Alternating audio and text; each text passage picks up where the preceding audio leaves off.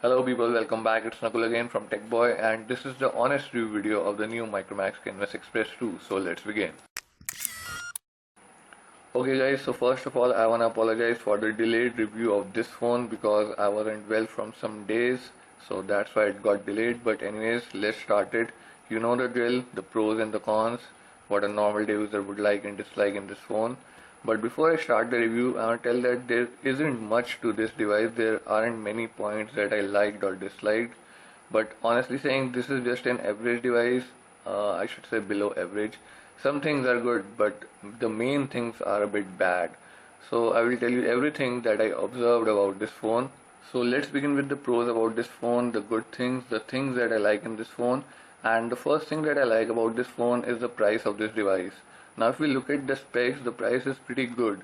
We are getting 5 inches of display, which is HD, 13 megapixel rear camera and 2 megapixel front facing camera, 1.4 GHz octa-core processor, 1 GB RAM. So it's a pretty cool price for a phone which has these specs. So that's the first thing that I like about this phone. Now the second thing that I like about this phone is how it looks. I got many compliments from my friends and unknown people as well in the gym that the phone looks pretty good and sleek in the hand. It has black matte finish back, as you can see, plus this golden logo on it of Micromax and golden sides all the way. Plus the phone is pretty slim, so it looks pretty nice in the hand. No one can tell that it's a 600 rupees phone by looking at it. So that's the second thing that I like about this phone, the looks. Now moving on to the third thing that I like about this phone is the specs of this device. Now as I mentioned earlier that this phone costs only 6,000 rupees and the specs we are getting at this price is pretty good. We have 13 megapixel camera at the back with the dual LED flash, 2 megapixel camera in the front, 5 inches of HD display, 1.4 GHz octa-core processor, 1 GB RAM, and we have almost all the sensors. As you can see, direction sensor, G sensor, acceleration sensor is present, light sensor, e-compass is also there, proximity, gyro, but we don't have temperature, pressure, ambient temperature and relative humidity. But we have linear acceleration sensor and rotation vector. So we have almost all the important sensors there. So the specs wise this phone is pretty good, and also it performed really nice in the AnTuTu benchmark and Nina Mark 2 test.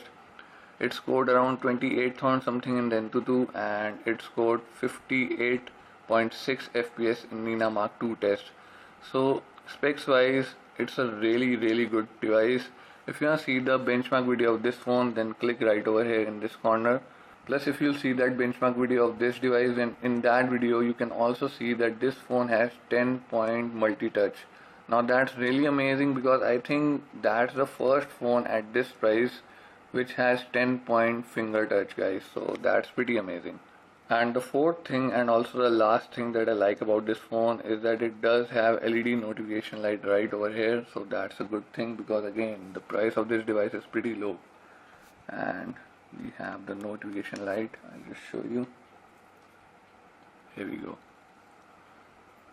So it does blinks when there's a notification, missed call or anything, and it stays on while charging, as you can see right now. So that's really nice. So that was the last thing that I like about this phone. Now as I mentioned in the starting of this video that there isn't much about this device, not many good things or bad things, but still let's move on. Now before I go to the cons part, the bad things, let's talk about the camera and the picture quality. So let me just go and jump in the camera. Here we go. Now I'm not going to show you the camera interface right now, guys, because that would take even more time. But if you want to see the camera interface, then click right over here. This is the unboxing video of this phone in which I showed the whole camera interface. So if you want to see that, click right over here, guys. So as I mentioned earlier, guys, that this phone does have 13 megapixel camera at the back, but the pics aren't that good. I would say they are just average in terms of everything. I mean, it doesn't even feel like 13 megapixel camera. The quality is just average, or I would say slightly below average, because everything is missing. The sharpness is not there, the contrast levels are not that good, the color and brightness, I mean everything is just average or below average. You can see the picture samples right now.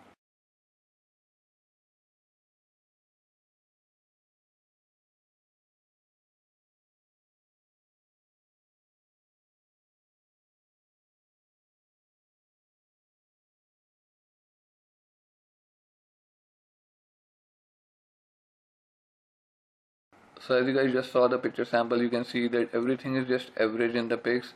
The sharpness is missing, the contrast levels are not that great, and the brightness and the colors are also just average or below average, I would say. I mean, pics are missing that vividness that it should have, that a 13 megapixel camera should capture. It's just not there, so I'm disappointed with the camera. Plus there's one more thing I want to tell you about is that the focus of this camera is pretty slow while clicking pics with the flash, and sometimes it doesn't even focus when you directly click on the capture button. You have to manually tap on the screen to make it focus. As you can see, it's still focusing. Here we go. So it's pretty slow. It happens when you click pics with the flash, and even outdoors without flash sometimes it takes hell lot of time to focus, guys. I'll just try and show you. Now if I click, see, it's okay, but when I click over here it takes a lot of time. Here we go.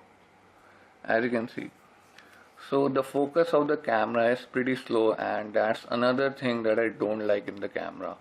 Anyways, let's talk about the video recording quality, which is good. It's full HD 1080p, so yeah, the quality of the video is good, but there's one thing missing in the video recording, and that is the flash toggle. Now you can capture pics simultaneously while you're recording. You can pause the video right over here, you can stop, you have tap to focus, but you do not have the option to toggle flash while you're recording the video. However, as usual, you can do that before you start recording. You can turn it on over here and then it will be on when you start recording. So again, one thing missing in the video recording, which is the flash toggle. So overall, I'm not satisfied with the camera of this phone, guys. I mean, it's just a bullshit on the name of 13 megapixel camera. It's the worst 13 megapixel camera I've ever seen in my life. I mean, phones like Redmi 1S, Redmi 2, Coolpad Days in 1, and those phones have better camera than this device any day. So anyways, that's pretty much about the camera, guys. Now let's move on to the cons part, the things that I don't like in this device. And the first thing that I don't like about this phone is that this phone is laggy. It does lags, and generally it's a slow device. I don't know why, because this phone does have 1.4 GHz octa-core processor, but still it's laggy. Now for example, if I go in the settings, user profile, general, now when I hit back, just look at the time it takes to go back.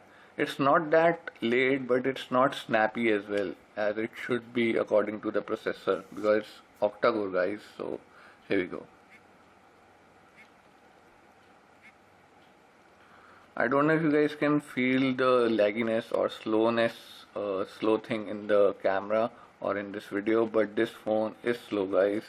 And even while typing, you can't really type fast sometimes, because when you press the keys, the words appear a bit microseconds late. So that's really annoying. Plus the phone is full of bloatware, the apps like chats and this daily hunt and all that stuff, Hotstar, MLive, Scandid, Start. So maybe that's how Micromax is trying to make the money by installing these apps already in the phone out of the box, because the price of the device is pretty low. So maybe that's how they are trying to make the money or cover it up. But yeah, these apps are really annoying. Sometimes they, just pop up anything, any ad or anything, especially this app called Chats over here, and also the Scandid. You can, however, uninstall them. As you can see, there was one more app which I uninstalled. So here we go, gone. But still the bloatware is in this phone, all these apps and stuff like it. It's pretty annoying. And especially now, as you can see, I pressed the back button and it didn't go back. Plus there is one more thing which is pretty annoying, and that's the quick look feed of the Micromax right over here. Now this was there in the previous devices of the Micromax as well, and I really hate it because I don't know how to remove it or turn it off, and it just keep on eating RAM and data, your internet data. So yeah, if you guys know how to remove this or turn it off, then please put it in the comments down below. that would be really helpful, but I really don't like this quick look feed because it makes phone more slow. However, you can change the whole launcher and install a custom launcher if you want to get rid of all these. But anyways, it's there, so I gotta mention it. So that's the first thing that I don't like about this phone, guys. All this bloatware, apps and quick look feed, and plus the phone is laggy and it's a pretty slow device. So that's the first thing. Now moving on to the second thing that I don't like about this phone is that it has pretty high brightness, guys. Now as you can see, the brightness is on the minimum level and it's still pretty bright. Now even if I put it on auto, oops, go back. Now even if I put it on auto, it stays bright. So that means more battery is consumed. I mean, this is the least level. That's sick, guys. And if I turn it up even more, here we go. Now it's a useful thing as well in direct sunlight, but when you are inside or even in a dark room, it should go as below as possible, as low as possible to save the battery. So the brightness is pretty high. I don't know if it's a good thing for you or a bad thing, but for me it is a bad thing. It should go on high levels when required, but when it's not required, it should go as low as possible. And even at lowest, it's pretty high, I would say. Now as you can see, it's not registering my touch. Here we go. Now it seems low maybe on the camera, but trust me guys, it's pretty high even right now. So that's the second thing that I don't like about this phone. So now moving on to the third thing that I don't like about this phone is that this phone is still running Android Kitkat, guys. Let me show you in settings, about, here we go, Android 4.4.2. Here we go. Now I don't know if you guys saw the unboxing video of this phone or not, but on the box itself it said that this phone is upgradable to Android Lollipop. And I have been checking regularly and there are like no updates available for this phone. So I don't know what Micromax is thinking. I mean, Android Lollipop is just a basic thing now, because we are at the verge of getting Android M, also known as Android Marshmallow if I'm right, and this phone is still running on Android KitKat, so that's pretty bad. And that's the third thing that I don't like about this phone, guys. Now let's talk about the fourth thing and also the last thing that I don't like about this phone, guys, and that's the navigation buttons are on the screen and not on the bezel. Now I don't really like it because I feel that this much area of the screen is used by the buttons, and out of 5 inches you get only 4.8 or 4.7 inches screen usable, because this area is used by the navigation keys. Now I don't know, if you have this bezel right over here, then why not give capacitive keys over here? Why give it on the screen? So that's the fourth thing and also the last thing that I don't like about this phone, guys. Now let's talk about some general stuff like the battery backup of this device. Now this phone has 2500 mAh battery, which is supposed to be very good, but it's not. You're gonna get around 14 to 15 hours with normal usage, and that's when you don't play any games or anything. I mean, no heavy stuff, just normal usage, a bit of calling, WhatsApp, Facebook, a bit of web surfing, and that's it. And that's what you're gonna get, 14, 15 and sometimes even 13 hours of normal usage. Plus I also want to tell you that the loudspeaker quality and loudness is pretty average. Nothing great, nothing good, it's just flat average. The quality is average and also the loudness. And I also want to tell you, which I told you in the unboxing video of this phone as well, that only the right grill is the speaker, not the left one. So don't expect that this phone has dual loudspeaker. It doesn't. Only the right one is the loudspeaker, guys. And there is one more thing I want to tell you about, is that the headphones which we got with this phone are pretty good. These ones, now as you can see, these are the in-ear bud style headphones with flat cables, tangle free, with mic as well right over here, and clicky button, full 3.5mm jack, as you can see. So the headphones are pretty good, no doubt about that, but the quality in the headphones, the music quality, if you listen the headphones with this device, is pretty average, I would say. It's decent enough. The quality is decent enough, and also the loudness, you get bass, treble, everything is just good. I mean, nothing exceptional but nothing bad also. It's decent enough. But if we talk about these headphones, then these headphones are great because I tested these headphones with my OnePlus One as well, and they sound better than the Sennheiser headphones I have. I have the Sennheiser CX180, and these sounded better than them. So yeah, the headphones are pretty good, but it's the phone which gives the output, and this phone doesn't have really that good output of the music. So if you listen with these headphones, the sound quality is gonna be nice and decent. But if you listen with some other headphones which are local or any other low range headphones, then I doubt that you're gonna get any good quality. So that's all for right now, guys. This was the honest review video of the new Micromax Canvas Express 2. If you like this video, make sure you give it a thumbs up and share with your friends.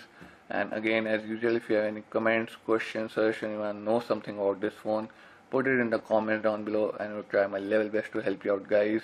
Plus, you can also catch me on my Facebook page to know my current and upcoming activities. You can even ask me questions over there as well. The link of that page will be in the description below, so go and like me there as well.